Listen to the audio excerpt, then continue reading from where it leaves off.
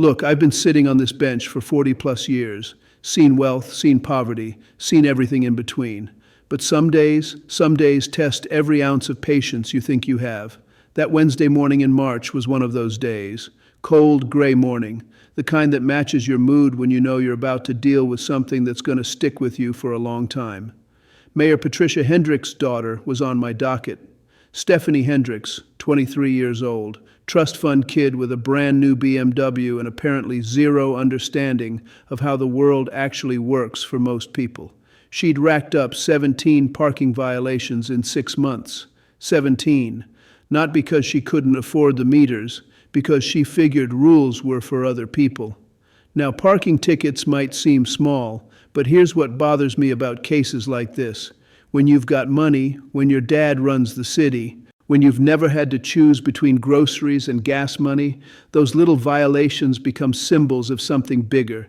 They become statements about who matters and who doesn't. I got to court early that morning, old habit from my father.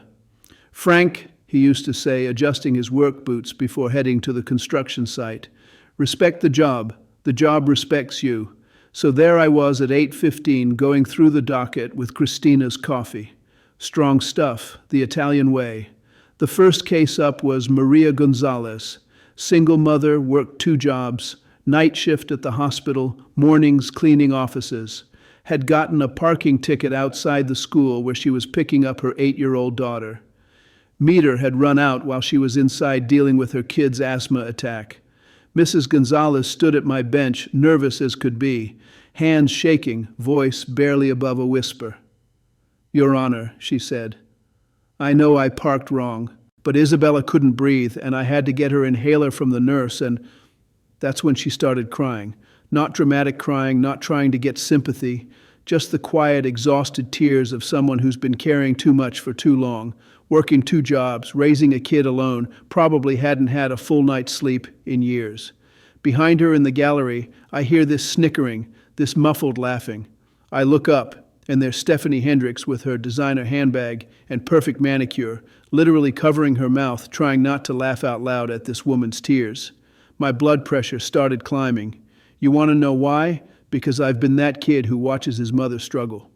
When I was 8 years old, my mother worked 3 jobs to keep food on our table after Dad got hurt at the construction site.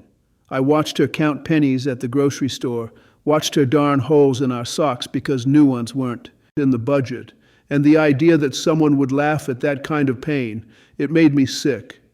"Mrs. Gonzalez," I said gently, keeping my voice calm for her sake, "tell me about your daughter's condition." "Asthma, Your Honor. Sometimes the attacks come sudden, and if I don't get her the inhaler quick..." She wiped her eyes with a tissue that looked like it had already been used a few times. More snickering from the back. This time Stephanie whispered something to her friend sitting next to her, some girl with equally expensive clothes and equally empty expression.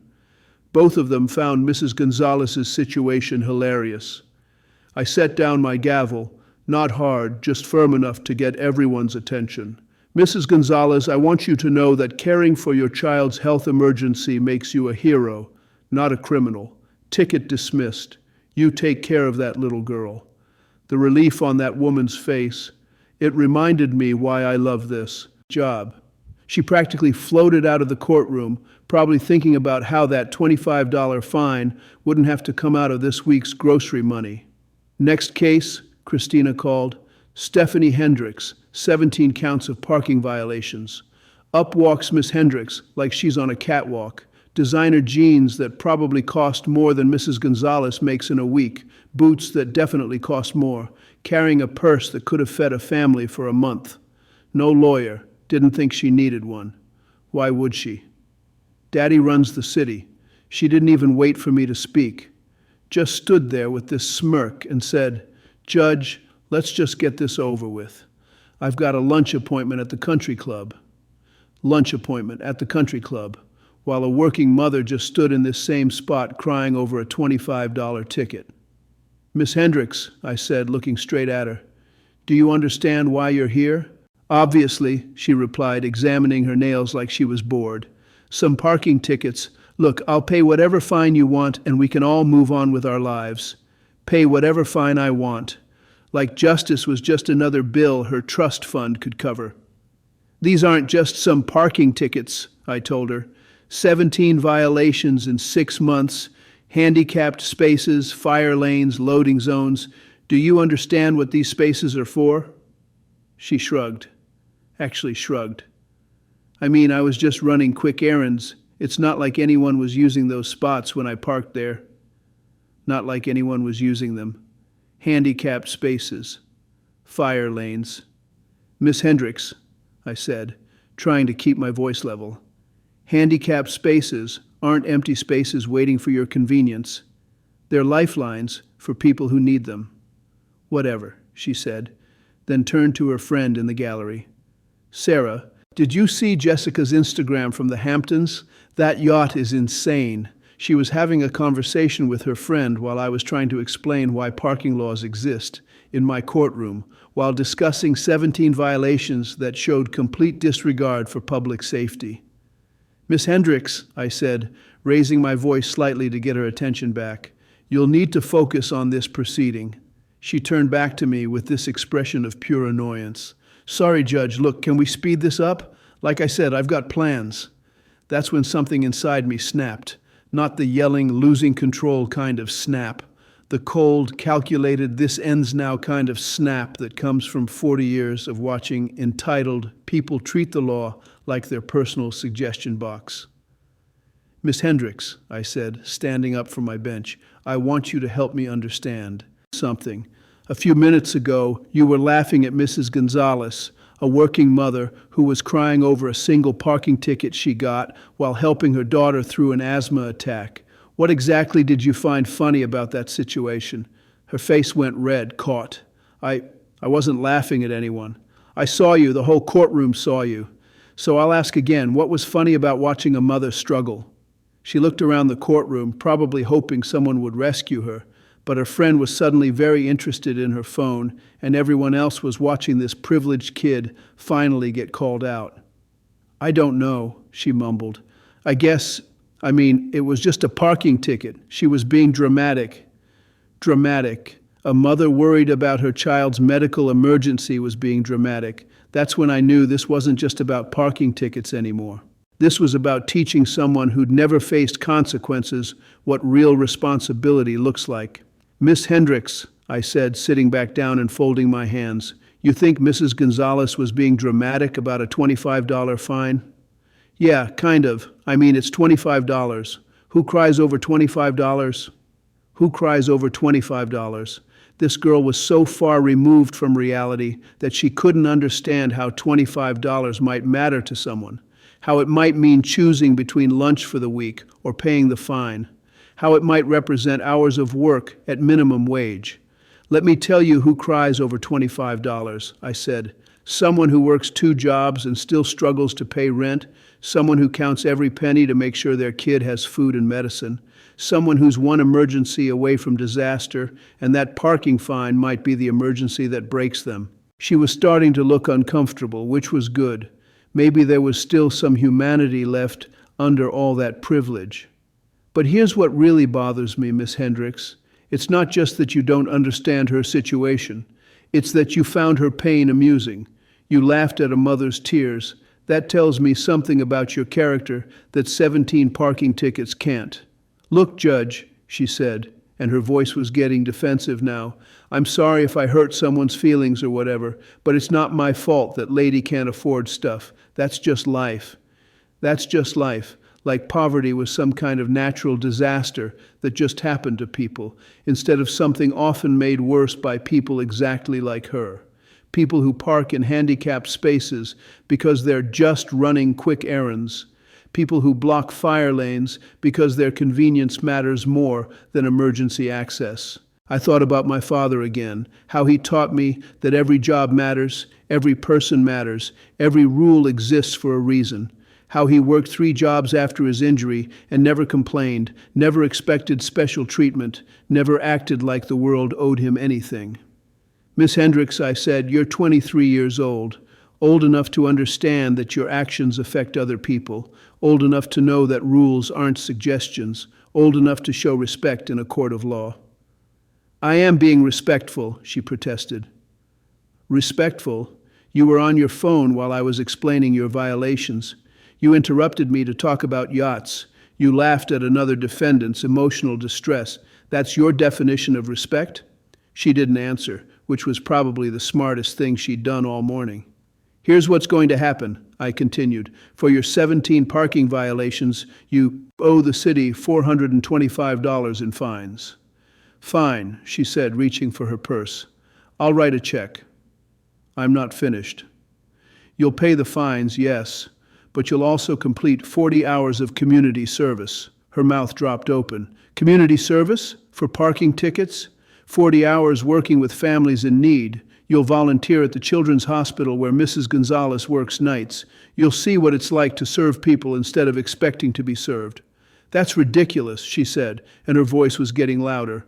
My father is the mayor of this city. You can't make me do manual labor like some common criminal. Common criminal. There it was. The real problem. In her mind, there were two kinds of people. People like her who deserved special treatment, and common criminals who deserved whatever they got.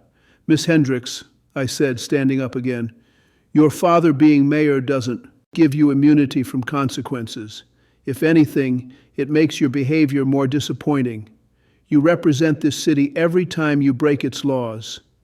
This is harassment, she snapped. I'm going to call my father and... You can call whoever you want after we're finished here.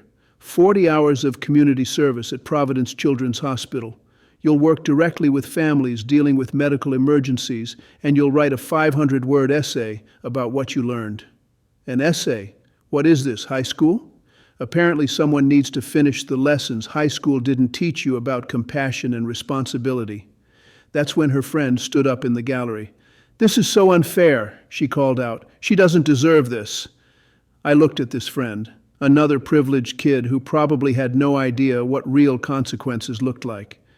Miss, I said, you're welcome to observe, but you will not interrupt these proceedings. But Stephanie was on a roll now. All that entitlement came bubbling over. You know what? She said, her voice echoing through the courtroom. This is exactly what's wrong with this city. People like you holding back people like me. 40 years on the bench, and this spoiled kid thought I was the problem. Miss Hendricks, I said, my voice getting colder. People like me work to ensure the law applies equally to everyone. People like you seem to think it shouldn't apply to you at all. That's when she completely lost it. You're just jealous, she screamed. Jealous because we have money and you're stuck in this pathetic little courthouse. The courtroom went dead silent. Christina stopped typing and just stared. This girl had just insulted every person who came through my courtroom. Miss Hendricks, I said, my voice quiet but clear, in 40 years on this bench, I have seen convicted felons accept responsibility with more grace than you've shown for parking violations. Her face went bright red, and I could see tears starting to form. Good. Maybe she was finally understanding that real consequences were coming. Let me tell you what Mrs. Gonzalez has that you don't, I continued. She has dignity in the face of struggle. She has love that motivates her to work 2 jobs for her daughter. Those are treasures your trust fund can't buy. The tears were flowing now, and for the first time since she walked into my courtroom, Stephanie Hendricks looked like the 23-year-old kid she actually was. Your community service starts Monday, I said. You'll report to Dr. Maria Santos at Providence Children's Hospital at 7 a.m. You'll work with families navigating medical emergencies. She looked up at me, mascara running down her cheeks. And you will personally apologize to Mrs. Gonzalez for your behavior today. You will find her at the hospital and tell her that you were wrong to mock her concern for her daughter. Yes, Your Honor, she whispered. Court is adjourned. I'll see you back here in 6 weeks. As the courtroom emptied, Stephanie's friend rushed up to her. Steph, that was so unfair. But something had changed in Stephanie's expression. She looked thoughtful, like she was processing something she'd never had to think about before. Sarah, she said quietly, did you see that woman crying? The one with the sick kid? Yeah, why are you asking? I don't know. I never thought about why someone would cry over $25. 6 weeks later, Stephanie returned to my courtroom. She looked different, still well-dressed, but there was something in her eyes that hadn't been there before. Understanding, maybe? Miss Hendricks, I said, Dr. Santos tells me you've completed your community service requirements. Yes, Your Honor, but I asked if I could continue volunteering even after the 40 hours were finished. That surprised me. Why? Because I met Mrs. Gonzalez at the hospital. She was working her night shift, and I recognized her from court. I apologized to her, like you ordered, but she hugged me, Judge. After the way I acted, she hugged me and said she forgave me. Stephanie's voice was getting emotional. Her daughter Isabella is 8 years old, and her asthma medication costs almost $400 a month. $400, Judge. That's more than some people make in a week. She wiped her eyes, genuine tears this time. I realized something that day. When I was laughing at her crying over $25, I had $25 in my pocket that I probably spent on coffee. But for her, $25 mattered. What did you learn from all this, Miss Hendricks? I learned that my problems aren't actually problems, they're inconveniences. And I learned that laughing at someone's pain doesn't make you superior. It makes you small. And what are you going to do with that knowledge? I want to help. Mrs. Gonzalez and I are starting a program to help working parents who can't afford to lose pay when their kids have medical emergencies. This was not the same person who'd stood in my courtroom 6 weeks ago. Miss Hendricks, I said, what changed? Really changed? I met Isabella, she said simply. Mrs. Gonzalez brought her to the hospital one day, and I watched this 8-year-old girl apologize to her mother for being sick. She was worried that needing medicine was causing her mom stress.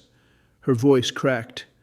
An 8-year-old child was apologizing for having asthma, and I realized that I've never apologized for causing my parents stress, even though I've caused plenty. I thought about how sometimes justice isn't about punishment. Sometimes it's about giving people the opportunity to become who they're meant to be. Miss Hendricks, I said, character isn't built in moments of comfort. It's built in moments of challenge. Yes, Your Honor, I won't forget that. As she turned to leave, she stopped and looked back. Judge Caprio, thank you for not letting me stay who I was. That afternoon, I got a letter delivered to my chambers. It was from Mrs. Gonzalez, written in careful English. Dear Judge Caprio, I wanted to thank you for what you did for Stephanie. I know she was disrespectful in your courtroom, but she has become like family to Isabella and me. She comes to see us twice a week, helps Isabella with homework, and yesterday she took us grocery shopping because she wanted to learn about budgeting. She is a good girl who just needed to learn about real life. Thank you for teaching her instead of just punishing her. Some people need to see kindness before they can show it. Maria Gonzalez. You know what my father taught me about justice? Frank, he'd say in his thick Italian accent, justice isn't about making people pay. It's about making them grow. Stephanie Hendricks could have paid her fines and walked away unchanged. She could have had her father make some calls and gotten out of the whole thing. But instead, she learned what it means to see other people as fully human, deserving of respect regardless of their bank account. That's what real pain taught her, not the manufactured drama of having to wait in line or pay parking tickets, but the real pain of watching a mother choose between medicine and food, of seeing a child apologize for being sick, of understanding that privilege comes with responsibility. I still see Stephanie around Providence sometimes. She's in graduate school now, studying social work. Last I heard, her emergency parent fund had helped over 200 families. And Mrs. Gonzalez? She's the program coordinator. Sometimes real pain opens your eyes to real purpose. Sometimes a parking ticket becomes a pathway to becoming a better human being. And sometimes, just sometimes, justice looks less like punishment and more like transformation. I'm Frank Caprio. Remember, the best judgment isn't always in the book. Sometimes it's in giving people the chance to write a better chapter of their own story. Thanks for listening, and God bless.